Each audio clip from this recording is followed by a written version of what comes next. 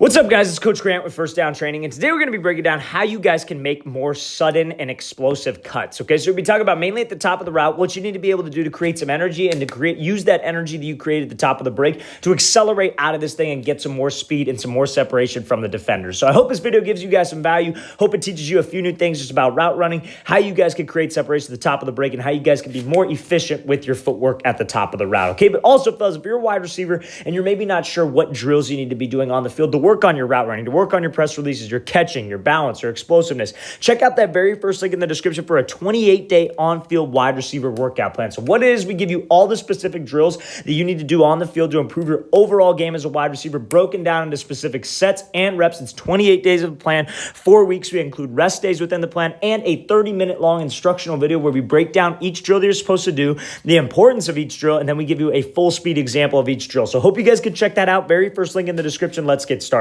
So this router from Sterling Shepard, he goes with this kind of wide step release and just pops this thing off right over the middle. So the most important thing we're going to be focused on is the top of the route. So everybody loves to say, oh, you want to have sudden feet, right? You want to be sudden with this cut at the top of the break. But what does that exactly mean? How do I exactly do that? Does that mean that I just step hard, or does that mean that I have to do something different, right? And so usually what it means is you got to have speed into the break, because the suddenness of your cuts is the only thing that's going to make you change direction, okay? So a lot of people think that, oh, I got to slow down, right? I got to slow down to be able to change direction. That's not the case if you guys are confident in your cut. Now, somebody asked me yesterday, like, hey, how much do you think athleticism applies into making these explosive movements, like Judy snapping down, right? Everybody loves to talk about that, and making these cuts to the top of the break. Athleticism certainly helps, and if you're not the best athlete, I don't recommend you going out there and trying this just right off the bat and running 20 yards downfield and trying to just cut right on a dime. You build up to it. That's why we do drill work. That's why we do all these specific drills that I was talking about earlier in this video to build into these specific cuts. It's not like you could just go walk out onto the field and do it right now. You have to rep specific situations. You have to work specific parts of your body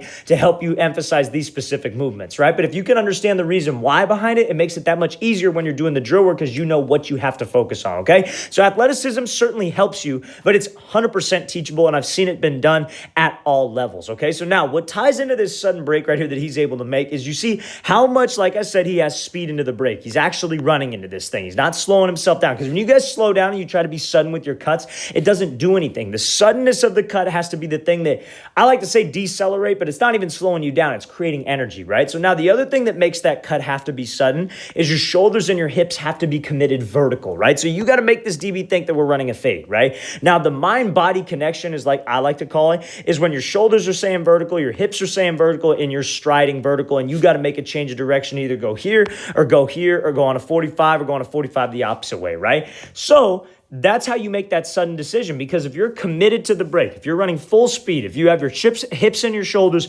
everything about this route says fade. The only way you get to this point is by being sudden with this and popping it off, because that suddenness is what slows you down, or gives you enough balance, I should say, to make you accelerate out of this cut. So when he makes that cut, you see how when he strikes that ground, he's not on his heels and he's not on his toes. Somebody was asking me about this yesterday. How do you want to strike the ground on a cut? You want to be on that inside arch. You don't want to strike on the inside arch. You don't want like that, your foot like facing inward, but what you want to do is you want to strike on the balls of your feet and then drive off that inside arch, because that suddenness right there gives you that explosion. That's an explosive cut, because he's able to actually push off of there, open up his hip, and then use those arms to accelerate out. So make sure, fellas, that we stay committed to each cut that we're doing. Anytime I'm working a speed cut, anytime I'm doing a dig, a post, a corner, a 90-degree out, whatever it may be, and hell, even a comeback and a curl where you got to drop your hips, you stay committed until the cut. The cut is what will get you out. It's not about changing your pad level. It's not about rounding the break too early. It's not about, okay, I got to get out of it. I got to get my eyes to the break point. You got to use that cut to be able to get you out, solely because, one, it creates explosion because you're sudden,